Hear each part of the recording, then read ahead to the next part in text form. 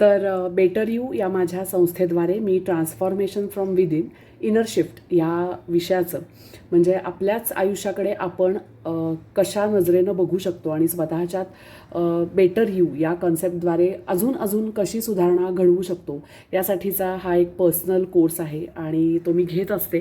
मला खूप छान रिस्पॉन्स येतो. तर थँक्यू सो मच. माझ्या बेटर यू या यूट्यूबवर मी नुकतंच पुस्तकांचे रिव्ह्यू मराठीमध्ये रिव्ह्यू असं एक सदर चालू केलं आहे. तर ह्याच्या आधी मी द मॉर्निंग मिरॅकल्स हे घेतलं होतं पुस्तक आणि त्यालाही खूप छान रिस्पॉन्स तुम्ही दिलात. तुम्ही व्हॉट्सॲपवर मला रिस्पॉन्स जास्त छान देत आहे, पण माझी अशी एक रिक्वेस्ट आहे की तुम्ही माझ्या यूट्यूब चॅनलवर पण कमेंट्स द्या. तुमची काय मतं आहेत त्या पुस्तकाविषयी, त्या पुस्तकातल्या विचारांविषयी आणि अर्थातच माझ्या सादरीकरणाविषयी. तर आज मी घेऊन आलेली आहे दुसरं पुस्तक. पुस्तक खूप क्यूट आहे. नाव आहे हू मूव्ड माय चीज.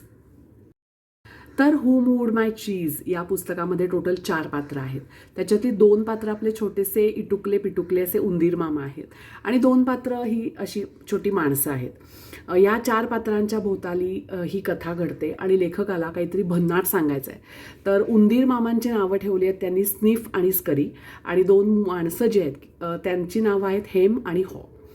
तर हेम आणि हॉ यांच्या विषयी आपण जास्त रिलेट करतो, कारण आपणही माणसं आहोत आणि कुठलीही घटना घडली की आपण कसे रिॲक्ट होतो, कसे रिस्पॉन्ड करतो, हे खूपसं आपण हेम आणि हॉ या माणसांच्या संदर्भातले त्यांचे समोरच्या गोष्टीकडे बघण्याचे जे रिस्पॉन्सेस आहेत किंवा विचार करण्याची जी पद्धत आहे ती आपण खूप रिलेट करू शकतो. पण आपल्याला या पुस्तकाद्वारे असं समजून घ्यायचं आहे की खरं तर या उंदीर मामांसारखं आपण समोर जे घडतं आहे त्याला इमिजिएट ॲक्सेप्ट करून पुढे जायचं आहे.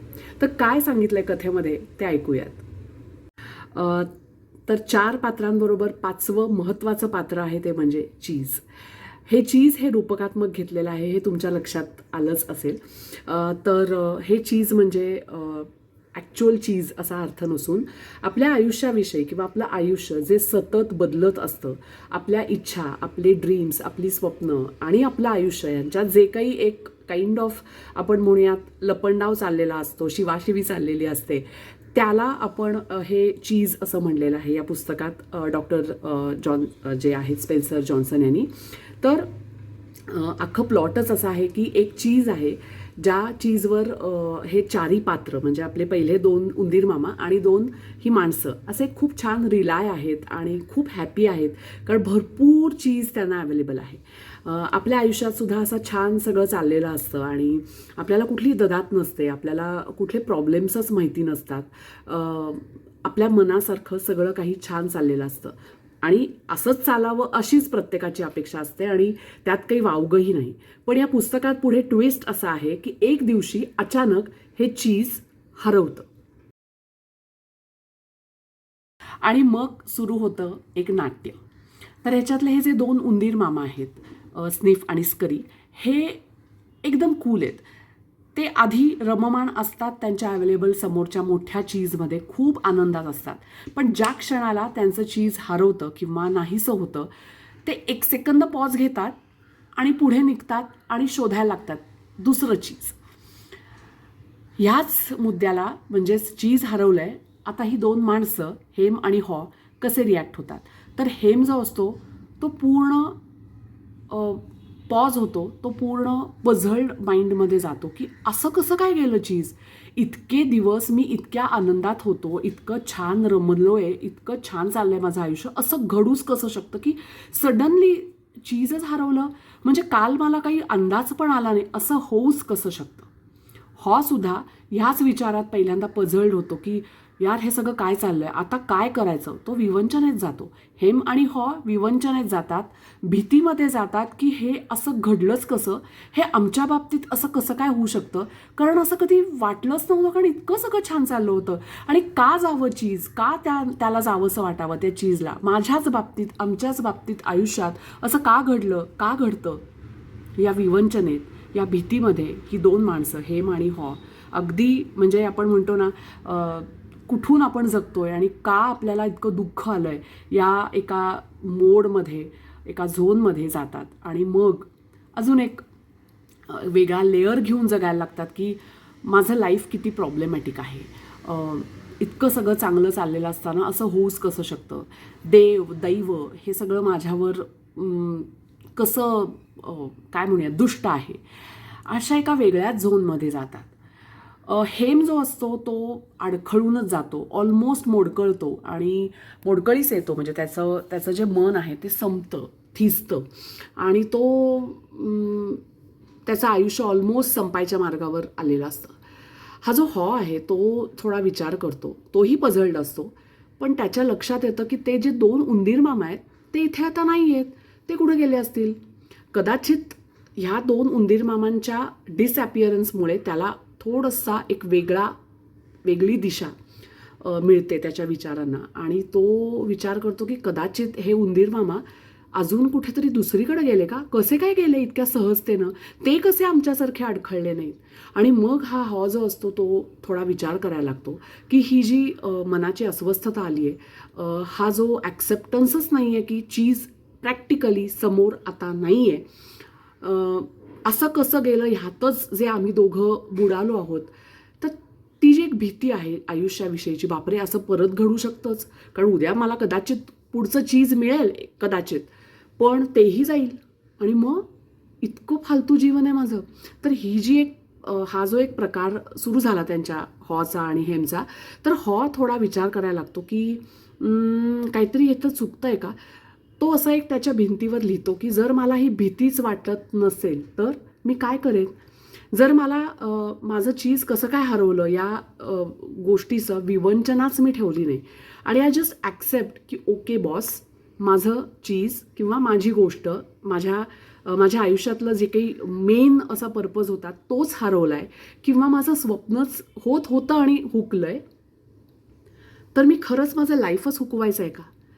जर ही भीती किंवा ही विवंचनाच माझ्या मनात मी आणू नाही शकलो तर काय काय घडू शकतं, असं तो लिहितो. आणि मग त्या हॉचं एक वेगळं लाईफ, वेगळा ॲटिट्यूड, वेगळा ॲप्रोच त्याच्या लाईफकडे बघायचा सुरू होतो. हा जो आपला हेम आहे तो त्याला वेड्यात काढतो. तो म्हणतो हे काय, म्हणजे असं कसं काय तू ॲक्सेप्ट करतोयस, अरे पुन्हा तेच घडेल आणि सगळी अरे गेली रे मजा, गेली आहे. हेम तयार होत नाही ॲक्सेप्ट करायला की त्याच्या समोरचं त्याचं चीज हरवलेलं आहे. तो त्याच दुःखात आणि कुढत राहतो की माझ्या बाबतीत हे कसं काय घडलं. आणि मग संघर्ष त्याचा सुरू होतो हेमचा की माझ्या बाबतीतच असं घडलंच कसं काय.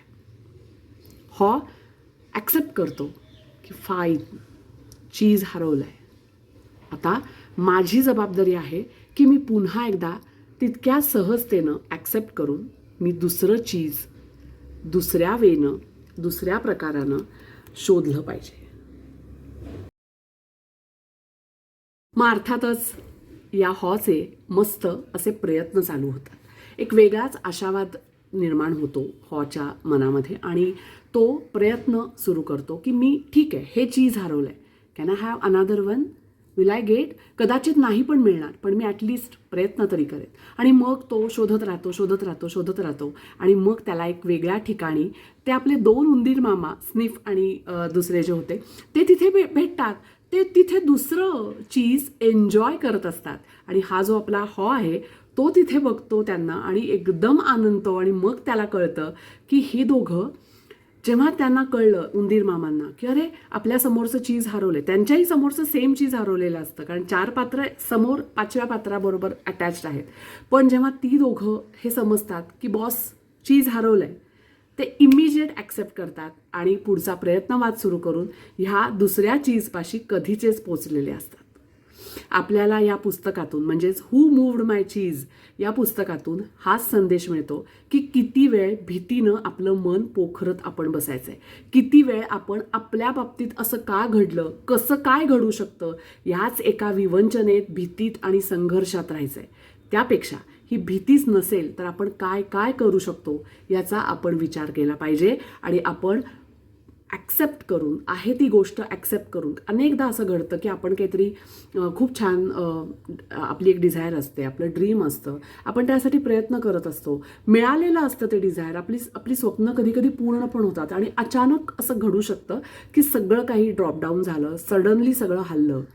त्यावेळेला तो कणखरपणा आपल्याला आणायचा आहे की ओके, इट मे हॅपन, पण माझ्या हातात काय आहे तर पुन्हा प्रयत्न करणे. बाय द वे, जेव्हा मी MA योगशास्त्र शिकत होते त्याच्यात योग वसिष्ठ शिकले, त्याच्यात पुरुषार्थ हा एक कॉन्सेप्ट दिला आहे. त्याचप्रमाणे पतंजली योगशास्त्रमध्ये सुद्धा पौरुष प्रयत्न ह्या विषयावर आपल्या हिंदू धर्मामध्ये खूप छान असे दाखले दिलेले आहेत की आपल्या हातात प्रयत्नवाद किंवा प्रयत्न करणे हा विषय आहे. पुढचा देव दैव हे सगळे अननोन फॅक्टर्स आहेत, पण तुमच्या प्रत्येकाच्या हातात, आपल्या प्रत्येकाच्या हातात आपल्या लाईफसाठी पुन्हा पुन्हा प्रयत्न करत राहणं आणि आनंद घेत सहजतेनं हा चेंज ॲक्सेप्ट करणं एवढंच आहे.